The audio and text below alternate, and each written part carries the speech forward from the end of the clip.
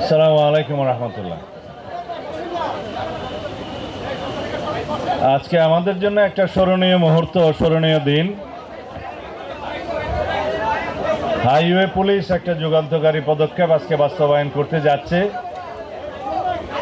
মহাসড়কে শৃঙ্খলা ফিরিয়ে আনার জন্য প্রথমে আমরা চট্টগ্রাম থেকে ঢাকা এই হাইওয়েকে একটা শৃঙ্খলার মধ্যে আনতে চাই, যার লক্ষ্যে ইতিপূর্বে গৃহীত একটা প্রকল্পে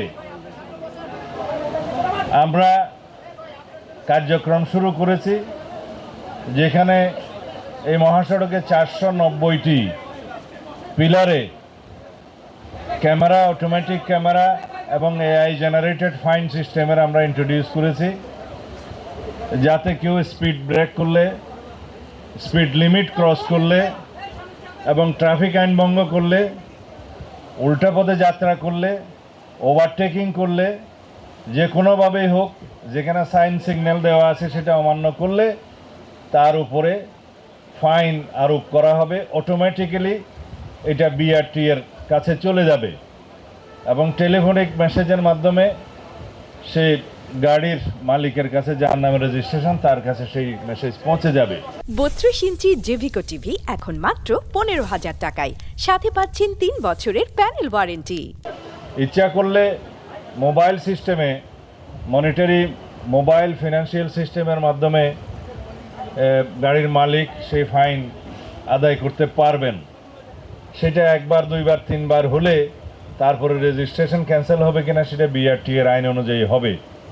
আমরা আশা করি এই বিষয়ে জনসচেতনতা আরও বেশি বৃদ্ধির লক্ষ্যে হাইওয়ে পুলিশ এবং বাংলাদেশ পুলিশ পত্রিকার মাধ্যমে, সোশ্যাল সামাজিক যোগাযোগ মিডিয়াতে এবং বিভিন্ন মাধ্যমে সেটা আরও বেশি প্রচারণা দেবেন, যাতে জনগণ জানতে পারে, সচেতন হয়।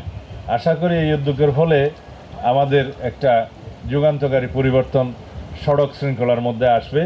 এই বিষয়ে সহযোগিতা করার জন্য বাংলাদেশ সড়ক পরিবহন শ্রমিক ফেডারেশনের সভাপতি হিসেবে জনাব শিমুল বিশ্বাস এমপি আছেন, এখানকার লোকাল এমপি আছেন আমাদের মান্নান সাহেব, হাইওয়ে পুলিশের সমস্ত কর্মকর্তারা আছেন, হাইওয়ে পুলিশের যিনি প্রধান এডিশনাল আইজি ফারুক সাহেব আছেন, আইজি সাহেব আছেন। আপনারা সবাই জনসচেতনতা সৃষ্টির লক্ষ্যে, হাইওয়ে শৃঙ্খলা ফিরিয়ে আনার লক্ষ্যে আপনারা যথেষ্ট প্রচারণা দিবেন এবং এই কার্যক্রম এই মুহূর্ত থেকে শুরু হলো।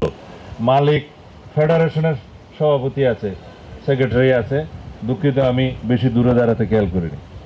আচ্ছা, আপনারা মালিক, শ্রমিক ফেডারেশন এবং পুলিশ সম্মিলিতভাবে এই প্রচেষ্টাকে সফল করতে হবে। ধন্যবাদ আপনাদের।